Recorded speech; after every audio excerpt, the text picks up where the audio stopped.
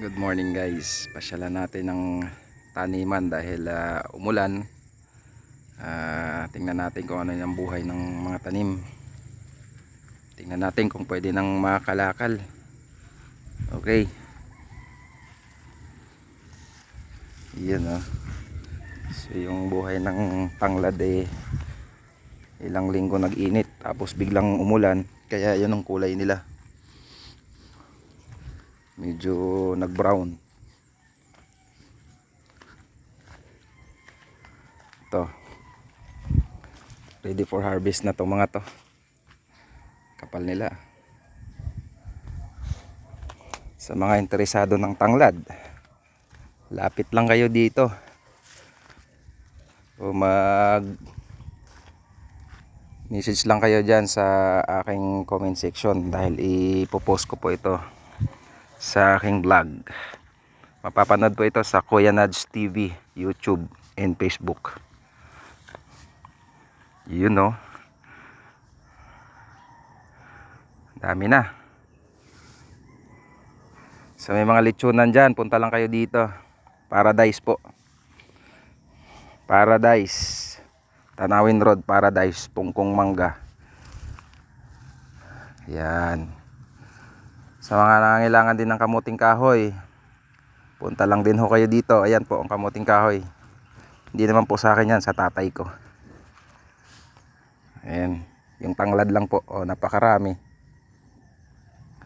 Ang isang puno ng tanglad hindi pare-parehas, pero minsan may mga isang puno umaabot ng 3 or 4 na kilo. Yan, mga 2 kilo yan. Yan, ito mga 3 to 4 ito. Yan o.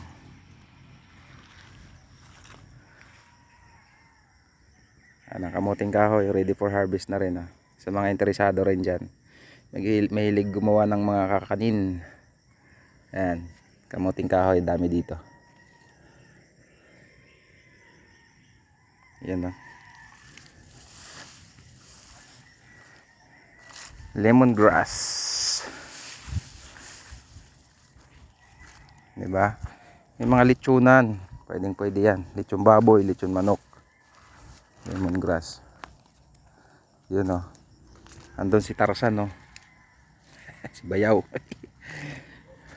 Guys, dito kayo makakakita ng saging na hanggang halos tuhod ko lang yan. Oh.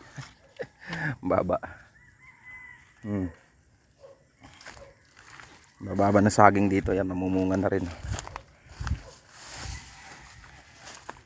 Iba kulay ng tanglad kasi ang tagal ng init.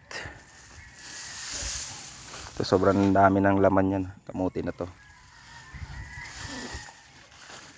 Yan o, sunog yung mga tanglad o. Sayang. Ito yung mga hindi na harvest na naiwanan lang. Pabayaan dahil wala namang bumili.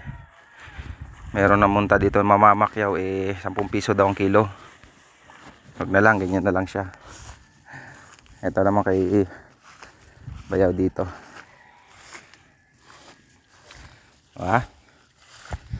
Napakaraming tanglad. Guys, yung video na to normal to, wala tong cut, walang editing.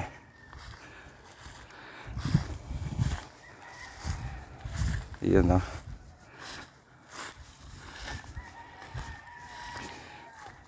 Yan, nasunog yung mga tanglad o. Dahil mga nagdaang araw mainit.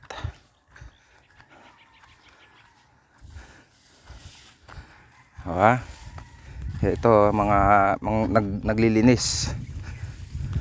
Sibo de Macho. Hi vlog. Welcome to my guys. Ayan o. Uy, may kobra. May kubra. Dito, yun o, laki ng butas. May kubra daw. Ayan. Titira dito yan. Ayan po yung aming everyday project. Taniman.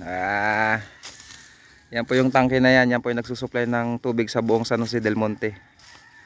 Reserve tank ng San Jose del Monte yan. Daming mahantik dito. Yan, hanggang dyan sa baba yan. O, punta lang kayo dito sa mga interesado ng lemongrass, kamuting kahoy, saging, talong, wala na, lipas na. Ayan o. Nakaw na nga tanin yun. Muntik na eh. Kaya pa na mga magnanakaw. Okay. Maabutan ko eh. Bye bye. Pagsawa talaga siya.